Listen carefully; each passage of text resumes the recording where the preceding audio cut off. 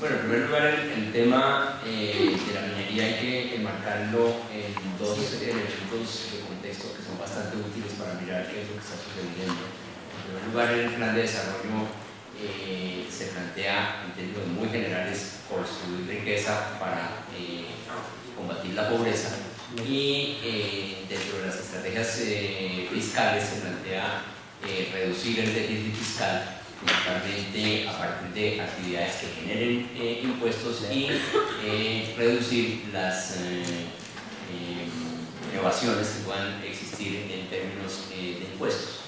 El segundo elemento de contexto que yo quiero resaltar tiene que ver con algo que en los últimos años ya finalmente estamos empezando a percibir, la necesidad de desarrollar estrategias de adaptación al cambio climático y de prevención de los riesgos que generan los eventos extremos.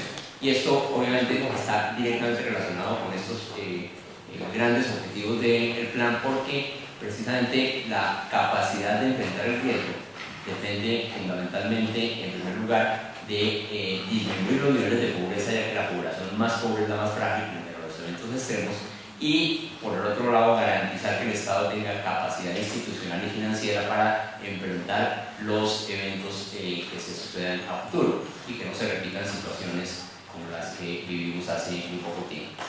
El tema, ¿por qué introduzco yo estos dos elementos cuando se quiere hablar de la minería? Porque eso está directamente relacionado con dos o tres temas que son fundamentales para abordar esta discusión. En primer lugar, hay un tema esencial para manejar el aspecto de riesgo al cambio climático, es la ordenación del territorio. Es indudable que necesitamos tener una capacidad institucional de definir qué tipo de actividades, qué tipo de sitios, qué tipo de localidades puede estar la población y en qué sitios no puede estar, pero también en qué sitios puede estar la actividad productiva y en qué sitios no puede estar la actividad productiva.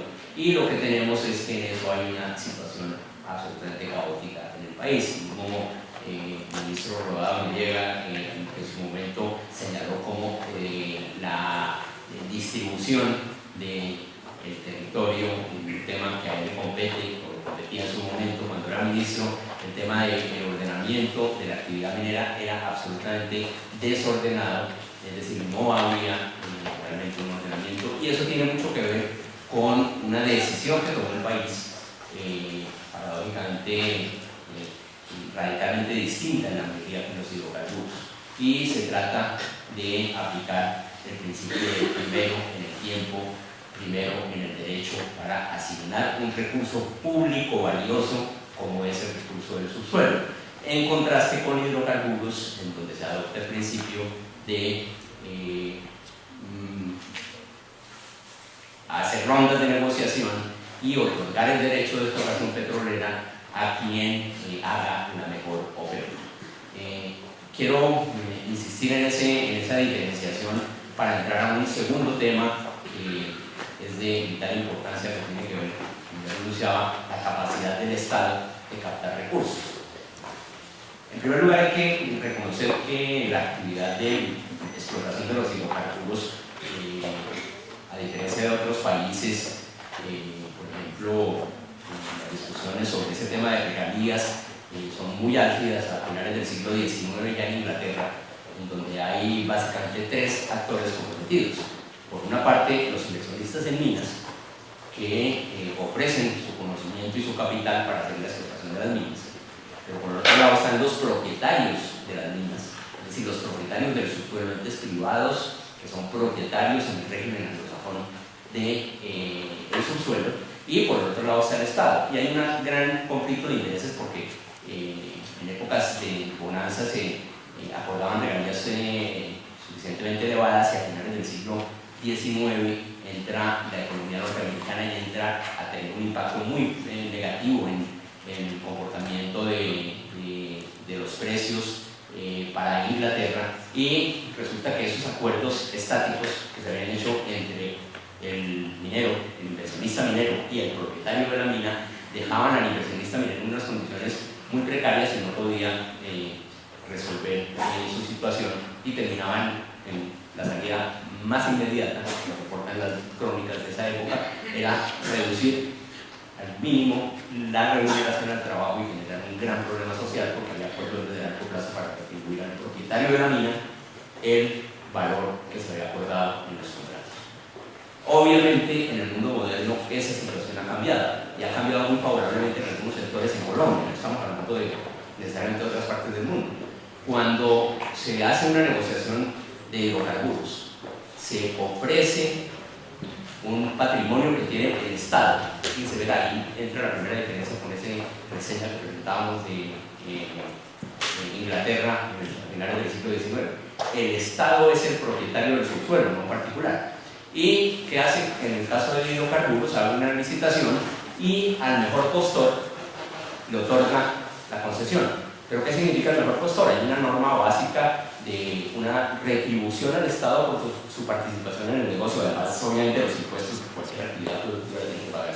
Pero hay una retribución al propietario del subsuelo, que es el Estado, mínima.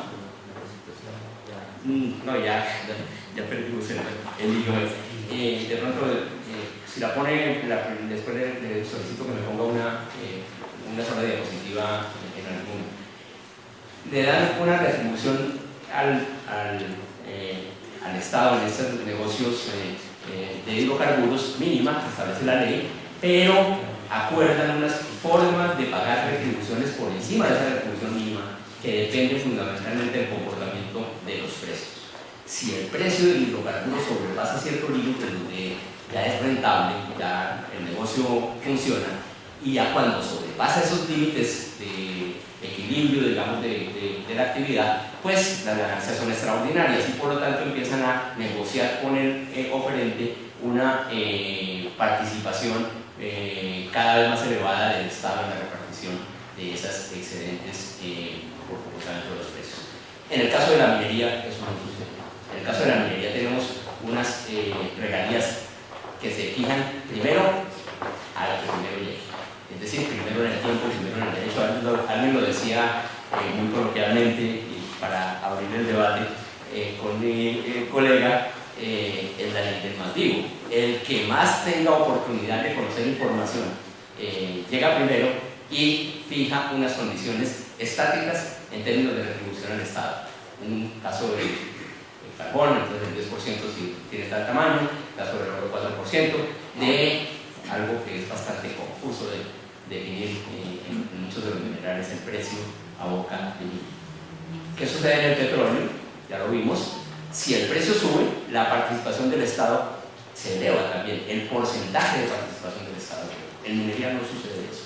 Y eso lo que nos lleva es a reflexionar por qué la importancia de reconocer que es un contrato de asociación entre dos inversionistas.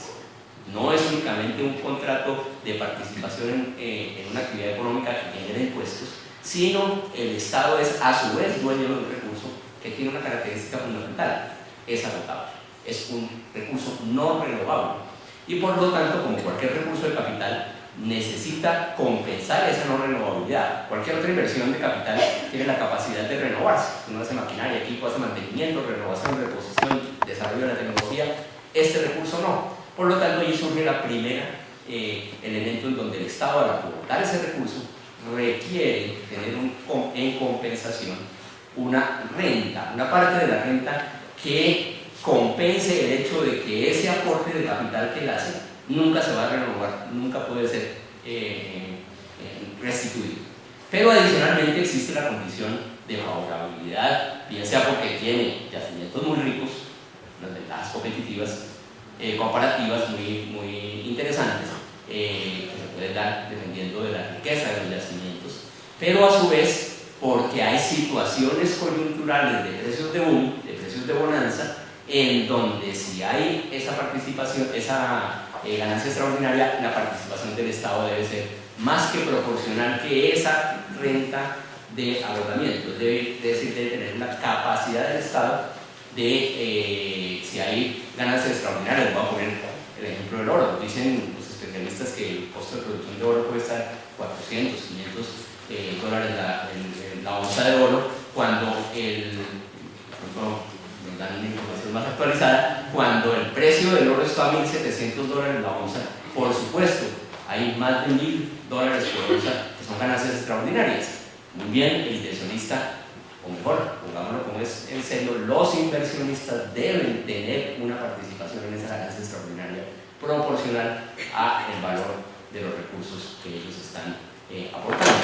Y ese es uno de los grandes temas de discusión que debería plantearse en el país. Desafortunadamente no se ha planteado ese tema de por qué en el hidrocarburo sí tenemos una retribución al Estado en el negocio como aportante en ese contrato de inversionistas proporcional a los precios de bonanza, y por qué en la minería no lo tenemos.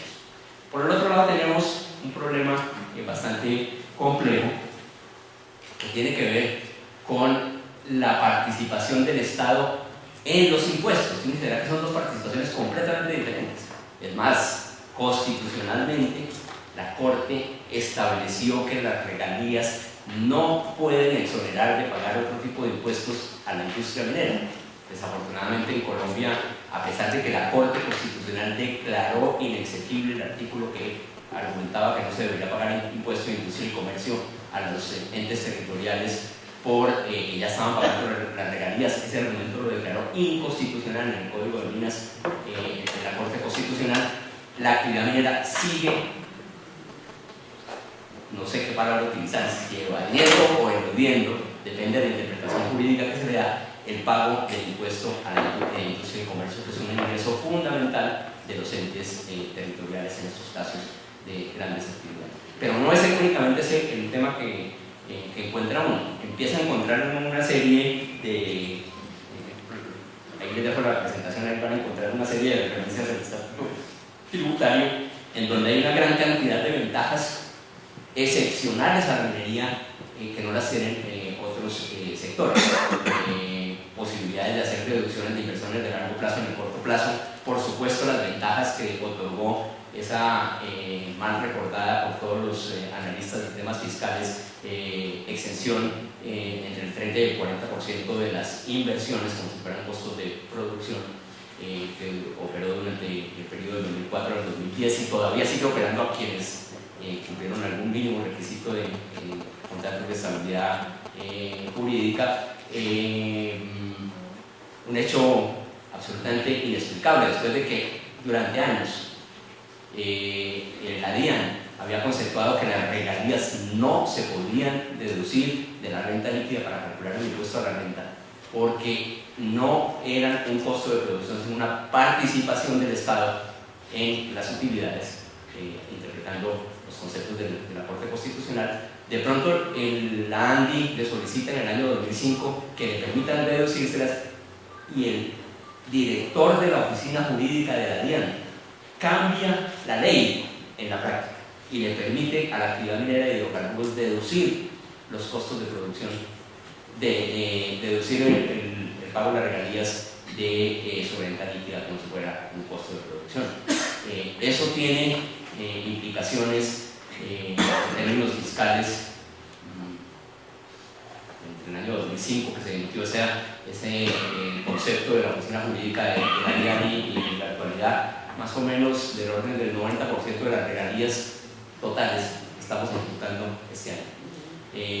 Eso implica, si uno ya hace el análisis más agregado, una gran cantidad de deducciones acumuladas durante años de estructuración. Yo no me atrevo a usar la palabra evasión de impuestos, pero sí es indudablemente una gran cantidad de mecanismos para eludir el impuesto, es decir, mecanismos legales. No es necesario violar ninguna norma, sino aplicar las normas tal como están construidas, y nos da esas eran las cifras que quería mostrarles un poco más gráficamente, pero en el caso de hidrocarburos es algo así como por cada 100 pesos que pagan de impuestos se están ahorrando por exenciones como 130 pesos. Ahorrando, están dejando de pagar impuestos que, si no hubieran tenido toda esa gran cantidad de deducciones, descuentos, exenciones, etcétera, tendrían que pagar no 100 sino 230. En el caso del carbón también da cifras similares, no las tengo exactamente en la cabeza, pero más de 100 pesos por cada 100 pesos de impuestos que están pagando. El caso de níquel es incomprensiblemente alto, situaciones supremamente extrañas que suceden. Cerro Matoso, la empresa, única empresa que produce níquel en el país, le declara a la DIAN inexplicablemente el doble de los ingresos que le declara a la Superintendencia de Sociedades, que es quien vigila su comportamiento como empresa. Son cosas absolutamente inexplicables. Tenemos, el ministro de Defensa nos dice que el 30% del pie de fuerza del ejército se destina a proteger infraestructura minera y hidrocarburos. Tenemos infraestructura pública que obviamente se pone también al servicio de esta industria. Yo lo que estoy tratando de mostrar es un escenario en donde ese primer referente que señalábamos, el desarrollo de la actividad minera, o sea, la locomotora minera, como uno de los elementos para crear riqueza y resolver el problema de la pobreza, por lo menos en términos de ese segundo objetivo de resolver el problema del déficit fiscal, las cifras nos muestran contraevidencia en ese terreno. Pero no solo las cifras de la capacidad de obtener riqueza, sino la historia de la capacidad del Estado de utilizar los réditos de la actividad minera para disminuir la pobreza son aterradoras.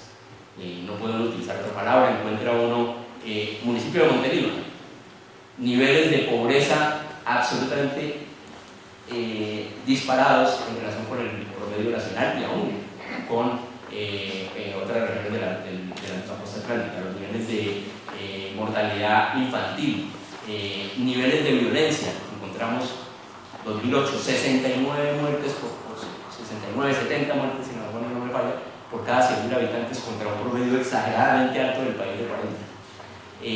Miramos el caso del oro.